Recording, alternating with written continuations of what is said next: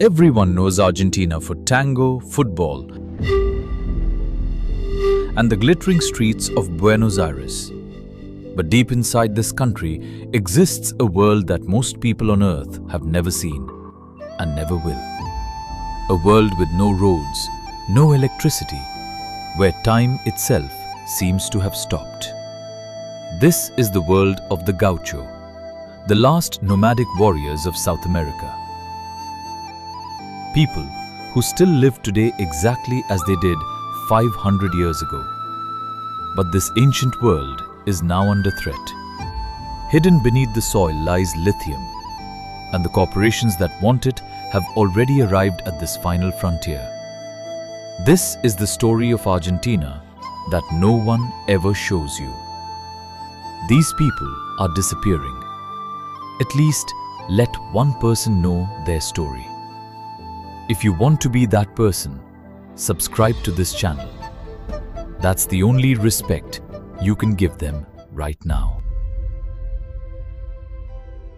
The Lithium Desert, Salinas Grandes.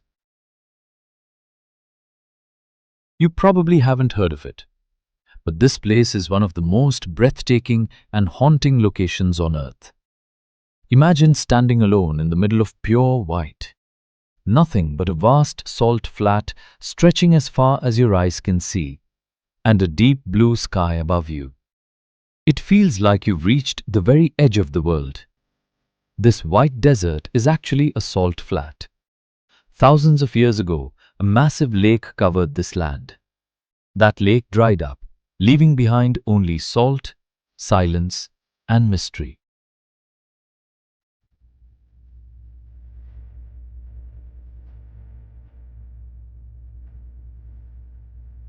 At 4,000 meters above sea level, the air is dangerously thin. Most people start gasping for breath after just a few minutes of walking. Your head spins, your chest tightens. But the Gauchos were born here, raised here, and spent their entire lives here without a second thought. But the real secret of this desert lies underground. Beneath this layer of salt sits one of the largest lithium reserves on the planet. Nearly 30% of the world's total lithium supply is right here in this one desert. Why does that matter? Because your smartphone, your laptop, your electric vehicle, every single battery in every piece of modern technology runs on lithium.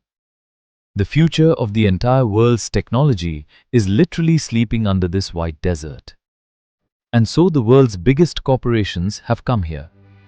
Massive machines are digging into the earth, extracting lithium, and shipping it across the globe. But this mining is destroying something irreplaceable. The ancient trails where gauchos have ridden their horses for hundreds of years. Those paths are now being buried under machines. On one side, the demands of the modern world.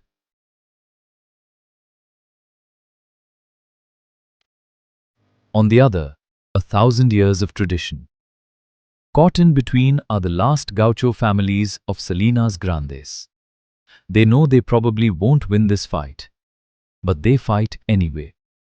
Because this land belongs to their ancestors, these trails belong to their ancestors, and this freedom is the only identity they have ever known.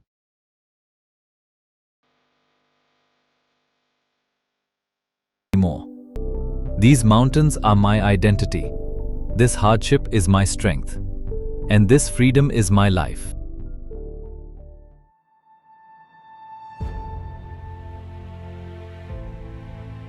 Every culture has a final day. Every tradition has a final hour. And for Gaucho culture, that final hour has already begun.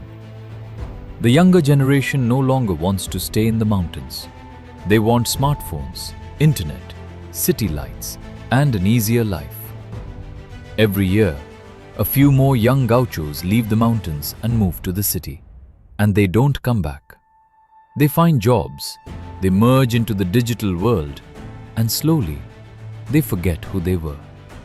Left behind are aging parents, empty mud houses, and silent mountains. One elderly gaucho, over 70 years old, struggles to speak without his eyes filling with tears. He says, "My son left for the city, my daughter too. Now it's just me and these mountains. When I'm gone, this house will die, these trails will die, and our story will be erased forever." But the youth leaving is not the only reason this culture is disappearing. There is another force: lithium. The land where gauchos have herded their animals for centuries now has mining operations running beneath it. Massive machines dig into the earth, drain the water, and the land where llamas once grazed and horses once ran is now filled only with the sound of machines. The gauchos have fought to protect this land. They have gone to court. They have knocked on government doors. But the voice of a tiny community has been drowned out by the demands of the entire world. The real question is this: is this land a partner or a resource? These two ways of seeing the same earth lead to completely different worlds. The gauchos believe this land is not just a reserve of minerals, it is a living being. Harm this land, and nature will one day take its revenge. And perhaps they are not wrong. Because of the mining, the water table is dropping. The soil is drying up.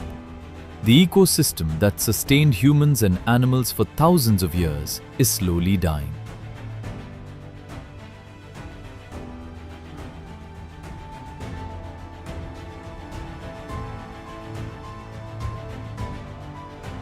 Gaucho culture has chosen to fade into the mountains rather than compromise.